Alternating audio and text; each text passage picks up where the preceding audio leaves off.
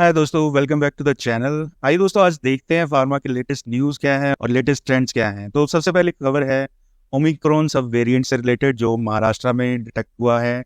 Next है Covishield से related, और थर्ड न्यूज़ है हमारी फाइजर से, जिन्होंने एग्री किया है जेनटेक से होने वाले कैंसर के 10,000 सूट्स को सेटल करने के लिए। नेक्स्ट न्यूज़ है सिकल सेल डिजीज के पेशेंट्स के लिए। तो इसके लिए नई थेरेपी अप्रूव हुई थी एफडीए से, उसको 12 साल की एक बच्चे को दिया गया। उससे नेक्स्ट न्यूज़ है उनके लिए जिनके टीथ थोड़े से कमजोर है या फिर कम है।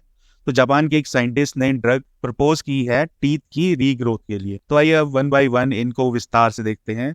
तो सबसे पहली खबर, महाराष्ट्र में ओमिक्रॉन सब वेरिएंट KP2, जिसका निक नेम रखा है फ्लर्ट, उसके 91 केसेस आ गए हैं। ये KP2 ज्यादा ट्रांसमिसेबल लग रहा है एंड ज्यादा लोगों को इफेक्ट कर रहा है। तो डॉक्टर राजेश, जो कोऑर्डिनेटर हैं स्टेट जीनोम सीक्वेंसिंग, वो कहते हैं कि हालांकि केसेस तो ज्यादा आ रहे हैं बट सिग्निफिकेंट हॉस्पिटलाइजेशन नहीं हो रही है इसकी वजह से। रिकवरी रेट भी 98.18% रिपोर्टेड है और जो फर्टिलिटी रेट है वो है 1.81%।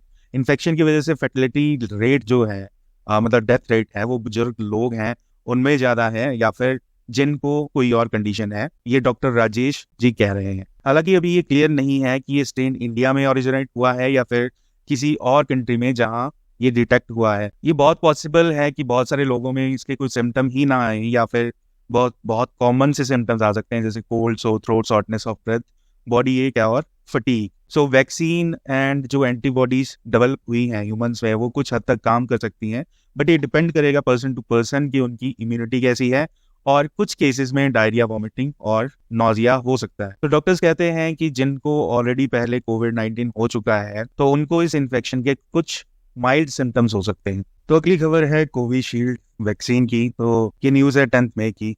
तो कोविशील्ड, जो कि यूके की एक कंपनी एस्ट्राजेनिका और ऑक्सफोर्ड यूनिवर्सिटी ने डेवलप की थी और इसको प्रोड्यूस किया था इंडिया के सीरम इंस्टीट्यूट ने। तो ये कंट्रोवर्सी स्टार्ट कैसे हुई? तो ये स्टार्ट होती है जब एस्ट्राजेनिका ब्रिटिश कोर्ट में कुछ डॉक्यूमेंट सबमिट करते हैं। इनमें लिखा था कि कोविड वैक्सीन कुछ रेयर साइड इफेक्ट्स कर सकती है। तो एस्ट्राजेनिका को सू किया गया है 100 मिलियन यूरोज के लिए, जो इंडियन रुपीस में ऑलमोस्ट 1,000 करोड़ बनता है।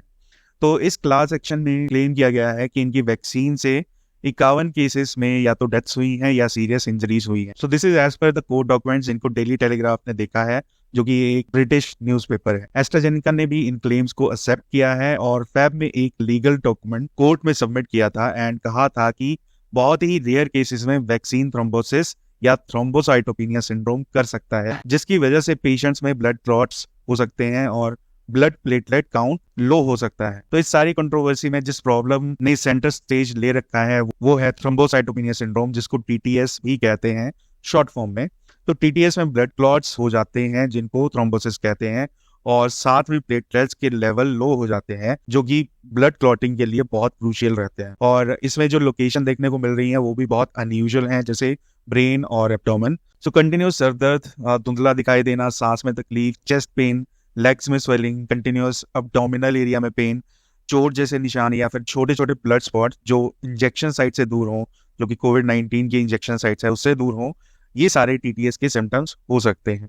सो नेक्स्ट न्यूज़ है फाइजर से। तो फाइजर इनकॉर्पोरेशन ने जेनटेक, जो हार्ट-1 के लिए यूज करते हैं, उसके कैंसर के रिस्क को छिपाने के आरोपों को लेकर 10,000 से अधिक मामलों का निपटारा करने पर सहमति जताई है। इस डील से परिचित लोगों के अनुसार यह लिटिगेशन का सबसे बड़ा मामला है।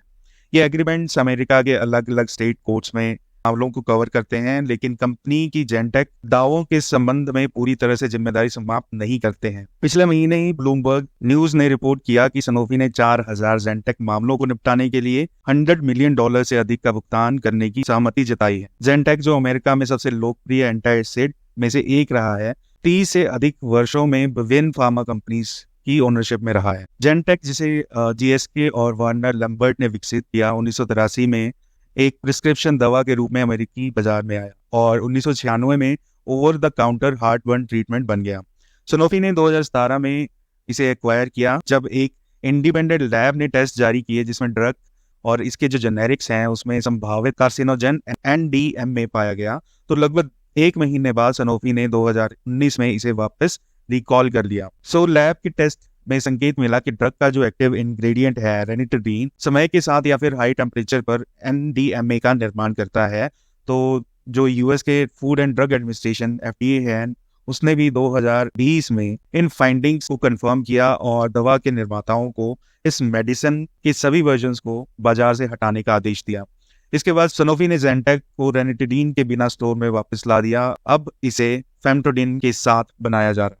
तो नेक्स्ट न्यूज है सिकल सेल के पेशेंट्स के लिए। एक गुड न्यूज है। 8 दिसंबर 2023 को एफडीए ने 12 वर्ष और उससे अधिक आयु के रोगियों में सिकल सेल डिजीज का इलाज करने के लिए पहली जीन थेरेपी को मंजूरी दी। सिकल सेल डिजीज एक बहुत ही रेयर और लाइफ थ्रेटनिंग ब्लड डिसऑर्डर है और ये इनहेरिटेड ब्लड डिसऑर्डर। तो इसके जो सिम्टम्स हैं अर्ली स्टेज में बहुत एक्सट्रीम टायर्डनेस और fuzziness from anaemia, painfully swollen hands और फीट्स या फिर जॉन्डिस हो सकते हैं। और लेटेस्ट स्टेजेस में बहुत ही ज्यादा पेन, अनीमिया, ऑर्गन डैमेज और इन्फेक्शंस हो सकते हैं। तो मई में वाशिंगटन में एक 12 साल के बच्चे को ये जीन थेरेपी मिलना स्टार्ट हुई जो शायद इस कंडीशन को क्योर कर सकती है। यूएस में अभी तक 20,000 लोग हैं इस डिजीज के और इस बच्चे के ट्रीटमेंट के रिजल्ट से उनको उम्मीद मिल सकती है। अगली न्यूज है जापान से, जहां साइंटिस्ट ने प्रपोज किया है एक ड्रग जो कि दांतों को रीग्रो कर सके। तो जापानी रिसर्चर्स ने सफल एनिमल ट्रायल्स के बाद इस पतझड़ में क्योटो यूनिवर्सिटी अस्पताल में टूथ रीग्रोथ ड्रग के मानव परीक्षण शुरू करने की योजना बना रहे हैं। टेस्ट का पहला फेज सितंबर में शुरू होगा और 2025 तक चलेगा, जिसमें 30 अडल्ट मेल शामिल होंगे। इसके बाद का फेज उन बच्चों पर ड्रग का टेस्ट करेगा जिनकी उम्र 2 से 7 वर्ष के बीच है और जिनमें जन्मजात दांतों की कमी है। Thank you guys for watching video till the end. अगर आप चाहते हैं कि मैं किसी टॉपिक पे एक एक्सप्लेनेटरी वीडियो बनाऊं तो प्लीज कमेंट करके जरूर बताएं। और अगर आप चैनल पे पहली बार आए हैं तो please do like, share and subscribe. तो मिलते हैं नेक्स्ट वीडियो में। Until then stay safe, stay healthy, bye bye.